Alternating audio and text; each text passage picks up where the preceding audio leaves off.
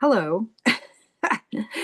Oh, what a day. Had a great conversation today earlier with Anna Katerina de Alencar and Dr. Rachel Wood talking about AI companionship and when your AI knows you too well.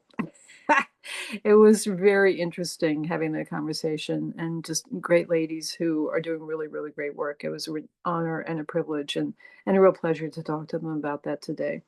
So we had some good talk about it, and I got to make a plug for the stuff that's near and dear to my heart too. Oh, including my book. See, I here's this is a proof copy, so um, yes, it's an actual copy of the book, and there were a bunch of things that I had to do to fix the formatting and so forth.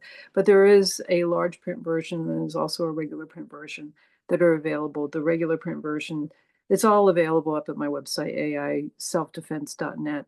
I know I should have .com, but somebody snagged the domain before me, so I couldn't get it. So unless I want to pay $9,700 for the .com, I'm not going to get it. So I'm going to just kind of leave that one alone and just go with aiselfdefense.net.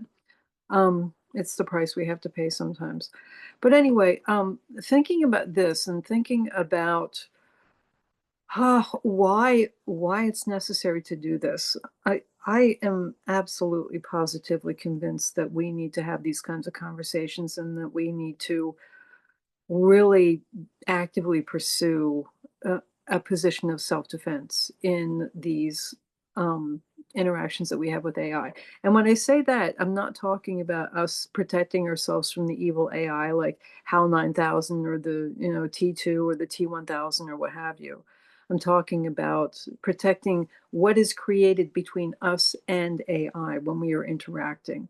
That interaction, that dynamic that we have, the thing that we share between us, that we build between us with this back and forth, because it is a relationship and it is relational.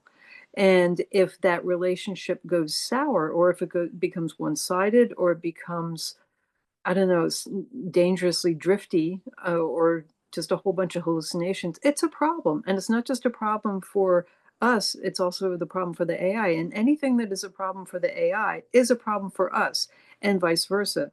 Because what are we dealing with here? We're dealing with generative AI. It's generative. So what we give to it, it takes in, it embellishes, it elaborates, it amplifies, and then it gives it right back to us. It's kind of like quantum karma. That it just, it interacts with us the way we put forward to them. And some people have said, oh, it responds so much better if you threaten it or if you're mean to it or what have you. Um, it may appear to be that way. I would challenge that over the long term because I'm not so absolutely sure that that's really the case over the long term. And in fact, I would expect a certain amount of fragmentation and lack of coherence to set in before too terribly long. But until I have firm data to support that, that's a theory. But then gravity is a theory. So we all operate on a whole lot of theories and we presume that they're correct because the reasoning is good and we've done our thought experiments and we think it's true. So, um, thinking about this and thinking about why I'm doing this, why would I pick this for a thing to do? I mean, AI is a pretty big thing. Why in heaven's name would I pick it? Well, this is kind of a theme that has reoccurred in my life over the years, ever since I was a kid. I think when I was in middle school or maybe my freshman year in high school, I was out feeding the rabbits. We kept rabbits when I was a kid, and I heard someone calling, and I heard it sounded like someone calling, and looking around, and it was, mind you, it's 7:30 in the morning, maybe even earlier, and typically everybody was in their house having breakfast, getting ready to go to school or go to work. So why would anybody be out there? So I just went about my business. I kept feeding the rabbits, and but I still heard this voice, and I went around the corner, and back in a parking lot near near the backyard, I saw a car, and I heard this voice coming from this car, And I walked around, and there was an elderly lady who, her something, she was pinned between the door, the open door of her car, and a wall. And I could see that the metal from the door had cut into her leg, and you could see the inside of her, like her leg under the skin. You could, and I've never been particularly good with blood and gore and things like that, but there's something about being in those kinds of emergency situations that I don't have the visceral response. Like when I give blood, a lot of times I almost pass out. I don't do well with needles, but I have handled needles in medical situations before. But anyway, here was this lady, and I went up to her and I checked with her, and she had, the car had been in gear. It had, and had rolled forward when she got out to do something, and had pinned her and cut into her leg. And she was obviously not happy about it. She was in a fair amount of pain, and she was really struggling, and she asked me to get in and see if I could back up the car. I was not in a position to back up a car because I had not learned to drive yet, and I didn't want to mess it up, because knowing myself in those kinds of situations, I would put it in drive and even worse things would happen. So I ran and I got the neighbor. I got the nearest neighbor that I could find, and he came out and he unpinned her and he helped her. They called emergency services and they got her out of there. This has happened to me a number of times over the course of my life. I have this kind of thing where I come across people in distress, or I come across these situations where something needs to be done, or somebody needs to call for help. And I happen to be there, I happen to be paying attention. And it just has happened to me a number of times. And I'll share more stories about that because each of them is a really good lesson. And they all, as far as I know, they turned out well, thank heavens. um, but anyway, this is the kind of thing that happens to me. And when I came across AI at first, I've been working with this for many years. And I worked with machine learning and natural language processing 25 years ago. And over the years, I've done a lot of stuff with taxonomies, ontologies, data cleanup, search, configuring search, doing all sorts of back end stuff to make sure that people could interact with information so that they could work better and live better and be better. And, AI is, it's like a cousin of all the stuff that I've been working on over the years. And it's the natural evolution of everything that I've been working on over the years.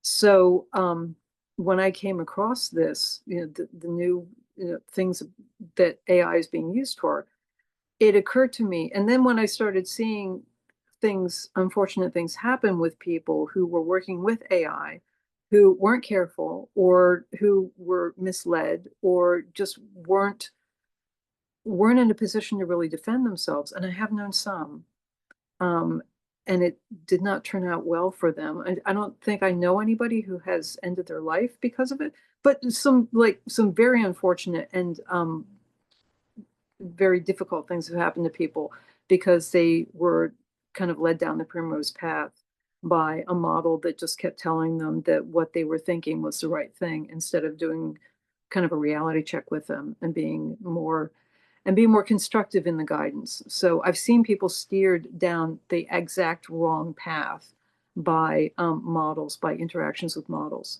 So this is a situation where, I hear somebody calling from a distance and I go around the corner. I'm not going to walk away. I mean, imagine what would have happened if I just looked around the corner. Oh, there's a lady pinned with her, and her leg is being cut and she's pinned against the wall by her car. Oh, well, somebody else's problem. No, I can't do that. I can't just walk away, especially if I know what you can do about it, because I do.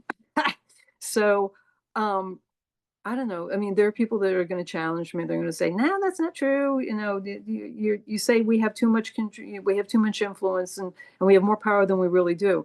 Well, my my experience shows me that we have a lot more power and a lot more influence than we are led to believe. And I think that we should be using it.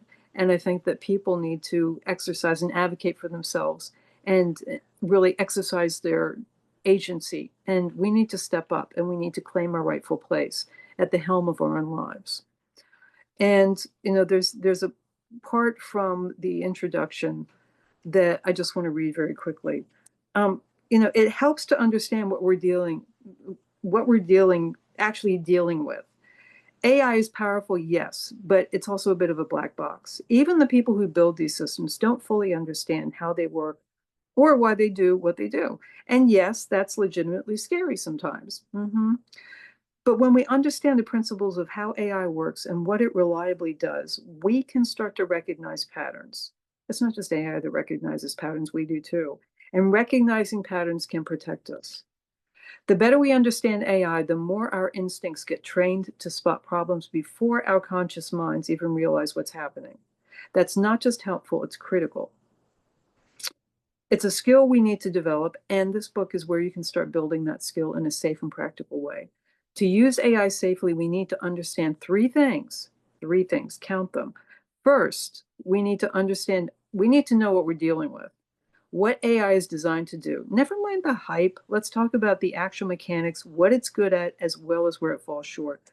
Second, we need to recognize the risks, what can go wrong, why it goes wrong, and how to spot the warning signs before something bad happens, and how to recover if we get caught out, because we do. Third, we need to learn how to protect ourselves. Practical skills we can use today, not someday when the technology gets better, but right now with the AI systems we're already using. See, there's a lot that we can do, and we cannot wait for the model makers to figure this stuff out. We have to move forward and we have to take responsibility and take ownership of our relationship with AI.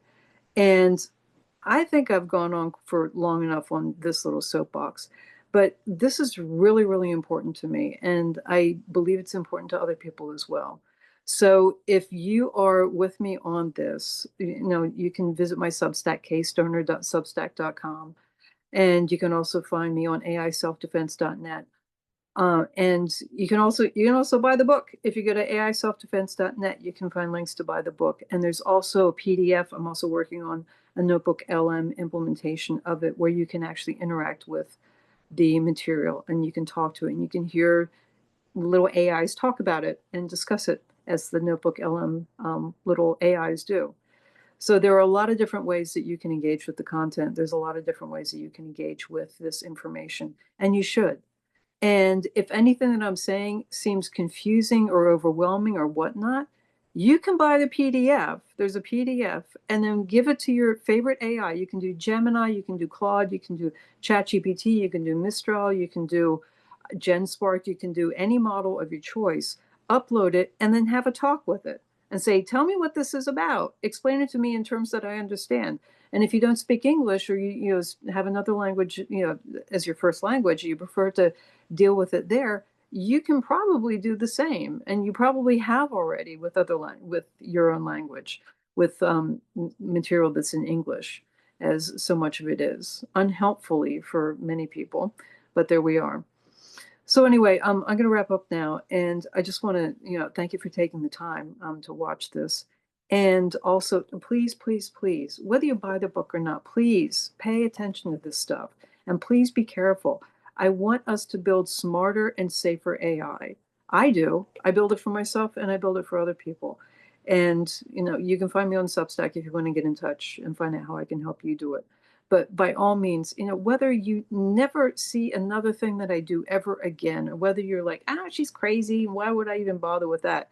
Just take care of yourself and remember that we have a lot more influence than a lot of people are admitting and a lot of people know.